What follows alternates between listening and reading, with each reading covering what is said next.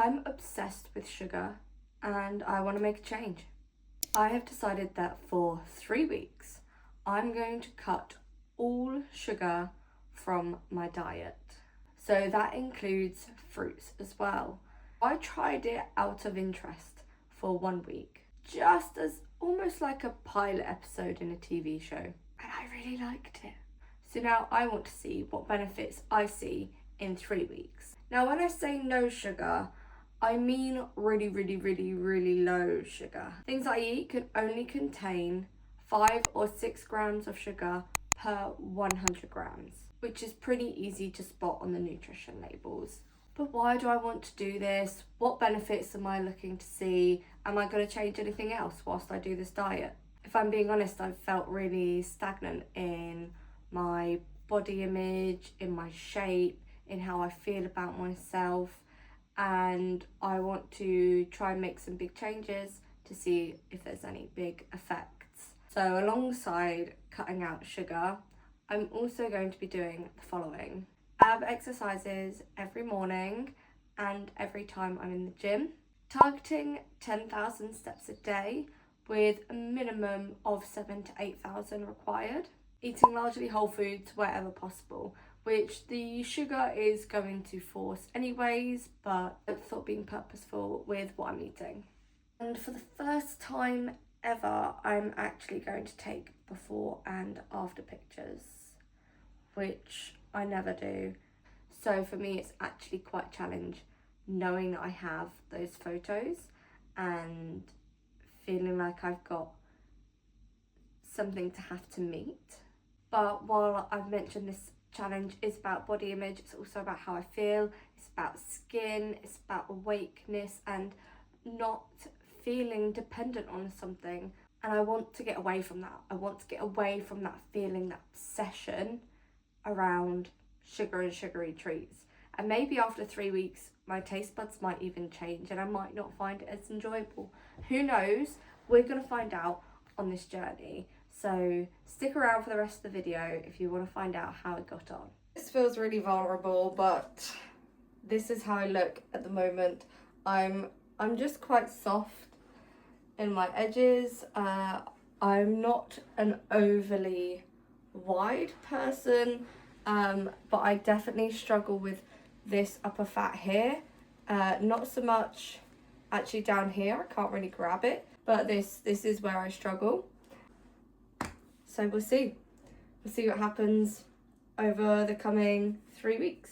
Food, the perfect starting point for a challenge that's all about looking at my diet and changing the way that I eat. That is ready, so I am getting this in my gob right now. Having to be conscious about food contents made me look more closely at what I was eating, and I really feel that I managed to knuckle down on the whole foods aspect of the challenge. The hardest bit for sure though was saying no to my everydays. I'm such a sweet tooth gal, so I've got to find alternatives. And alternatives, I found little sweet treats and snacks here and there. Some of my favourites included the Coconut Collab and the Arla protein yogurts, as well as staples in my everyday diet like poppies and grenade bars. Then I found these awesome vegetarian jellies, which were a great little snack option, as well as the treat of an Angel Delight. An absolute staple in the UK. I've not had this for years. I haven't made this before, so it's quite nice. There we go. I've got a few for the coming days. Week 1 of no sugar is done, and what are my thoughts on it? I'm going to speak to you while I get ready to go to work. Firstly, I feel like I just feel better in myself, and I think that's the combination of eating more whole foods but also introducing the abs and the steps into it as well, because obviously that's keeping me moving and it's keeping me motivated. So I'm eating cleanly and I'm exercising, which I've always done, but this is kind of stepping the game up. My skin has cleared up a bit. It definitely took a few days to first happen, sort of middle of week 1, I would say that it just kind of started really clearing up, which is awesome. In terms of how difficult it is to actually eat sugar-free, like I've actually found it pretty easy, I think, because I already eat a fairly whole foods diet, but I just did not know about some veg still being high in sugar. So now in terms of week 2, I kind of have a manic week this week where I've got training this evening, which just totally changes how I eat in a day because I have to have dinner way before I go shooting. Going out for lunch with my colleagues because I'm at a different office. Sunday I'm at an event. I'm actually getting my King Scout award, which is super exciting. This week's going to be a little bit tougher, I think, but we're going to push through. So how am I getting my steps up over the next 3 weeks? I live next to lots of lovely footpaths, bridleways, fields and all that sort of stuff. I've moved out of a town and very much into a village, and that means I have loads of places to go and walk around. So right now I'm actually walking on a bridleway with lots of bugs and cobwebs as just evidence. This is such a nice way for me to get my steps in every morning. The worst bit is I have to drag myself out of bed to do it, but you know what? It's worth it.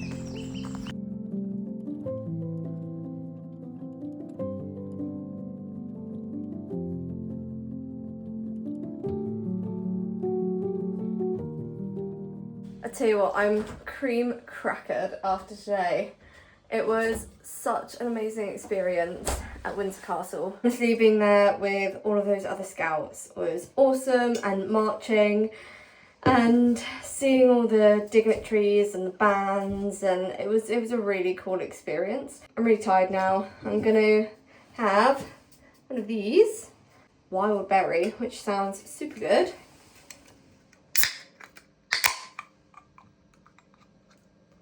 Amazing. I needed that. Good morning and welcome to the start of week 3 of my low to zero sugar diet. How has the last week been? Well, harder for sure. Harder for sure than week 1. It's really starting to get tempting. Obviously, being out all day yesterday, when I got home, all I wanted was to treat myself. Oh my gosh. And my mum was ordering a Chinese, and I thought, oh my gosh, I'm going to join you on the Chinese. And then I thought, no, I'm not going to do that, because 1, I can't control how much sugar is in there. I can't really check how much sugar's in there. Like, that's going to be difficult to do. 2, I had food here that I needed to cook because it was going to go off, and it means I can eat more whole foods, which is one of my goals for this. So I was very good last night, and I came back here and I cooked and had an amazing dinner. Honestly, it was great. Batch cooked some lunches and stuff for the rest of the week. Let's just say I'm really excited for week 3. In terms of how I feel, despite how I look, I actually feel really good. Like I say, like, my skin is so good, and I do feel like I'm shedding a bit of water weight for sure. But it's working. I mean, I'm happy with how things are going, but I'm ready to have a little bit of chocolate. My chocolate covered licorice balls were calling my name last night, and I said no. I declined the call. Abs. As I said at the start, I'm doing ab exercises every morning, or trying to at least. There's a tractor outside. Okay, back to task. I did start doing this previously and noticed some benefits, and then kind of fell off of it for quite a while things. So I thought, why not bring it back in for this challenge? So every morning I'm doing 30 sit-ups, 20 crunches, 10 reverse crunches, which is 60 reps of abs in the morning. Not bad. Obviously this isn't as intense if you were to do a 15, 20, 30 minute ab workout, but doing that every single day, your core will get fatigued on top of the other exercise you're doing, because you're getting your steps up. Because I still do ab workouts in the gym as well. I have 2 to 3 exercises, each with 3 sets, every time I'm in the gym as well. Thank you, Alice, my PT. Sort of compounding, you see? I think that is one of the things that is working super well with this challenge. Everything kind of feels like it's working together. Got the low sugar, which is also naturally, I think, bringing the calories down a bit. You then got the steps, increasing your cardio, increasing your movement, fat burn zones, all that sort of stuff. And then you're adding on the core exercises to help tighten things up. We're on to a winner here, guys. We're on to a winner. Also, peep the fact that I said my skin was so good, and now I have these 2 friends on my forehead. What's happening?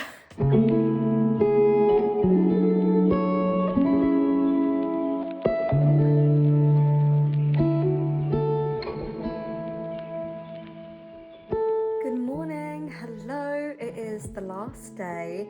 It's 10 a.m. and I'm still at home. This never happens. I'm never here at 10 a.m. on a weekend.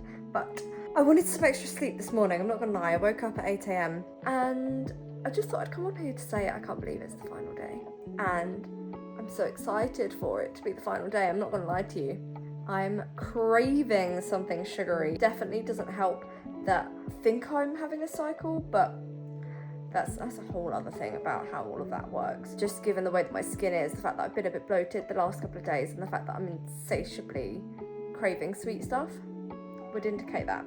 Anyways, it's the final day, and I will fill you in at the end of today on how everything's been, or at the end of today, start of tomorrow, something like that, at the end of 3 weeks. And I have some sweet treats to keep me going on Monday. And I'm gonna do some baking. I'm so excited. Time for my final dinner, and I'm so excited. I think my dinners aren't really gonna change, but I'm looking forward to it nonetheless, and I'm very, very hungry. And that, my friends, marks the end of 3 weeks of eating a sugar-free diet. So what are my closing thoughts? But before we do that though, let's run into the statistics. That's right, I've been tracking everything for this whole challenge, so let's have a look at how successful I was. We're gonna go abs, steps, and then we're gonna talk about the sugar and the food. I used this to track my abs and my steps every day, and this is week 1, this is week 2, this is week 3. We can see that I was pretty successful for the abs most of the time. Over the course of the last 3 weeks, I only missed 3 of my ab workouts in the morning. These have been great. I really enjoy doing these. They're something that I'm actually going to keep going forward because it's beneficial for my shooting. But yeah, to only miss 3 out of 21, I think that's pretty good going. On to the steps, and I've done some calculations for this. All managed by my trusty sidekick, which I did need to get a new band for because it broke halfway through the challenge. I've had it for many years. Steps. The target for steps, if you remember, was a minimum of 7,000 a day, but targeting 10,000 a day.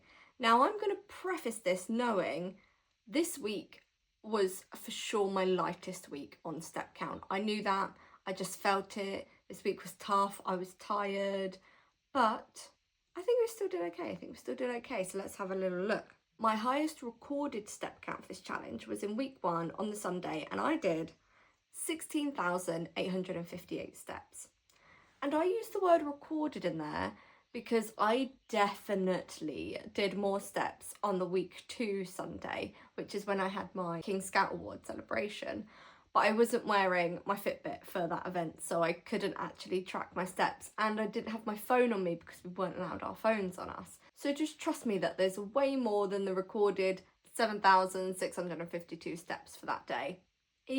Easily a 15,000 plus step day. Totals for the weeks are: week 1, a total of 75,869 steps, which averages to 10,838 steps. So we exceeded our target in week 1. Week 2, I did 68,843 steps, which averages to 9,834, which again is right around the target. And week 3 was 61,990 steps, which averages at 8,855 steps. So while it wasn't that close to the 10,000 target, it exceeded our 7,000 target. So I was pretty successful in steps throughout the whole 3 weeks. I'm for sure going to keep doing morning walks and lunchtime walks when I've got the time, but I'm not going to be forcing myself to do it if I've got other priorities. There's definitely some other projects I want to be picking up in the coming weeks, and I'm hoping to show you some of them. Now, what you've all been waiting for is the debrief on the diet. Did I like it? Did I feel any benefit? Give us all the gossip. Well, I did enjoy it for the first 2 weeks. I think if I were to do this again, and I am considering maybe doing this routinely every few months, something like that, I would happily do 2 weeks. The 3 weeks, for some reason, this third week just felt like a push. 1 week wouldn't be enough, 3 weeks would be too much, and I feel like 2 weeks is the Goldilocks in this situation. In terms of how I feel great, to be honest. I think it actually helped me with shedding a bit of water weight. I feel a bit lighter, I feel a bit fitter.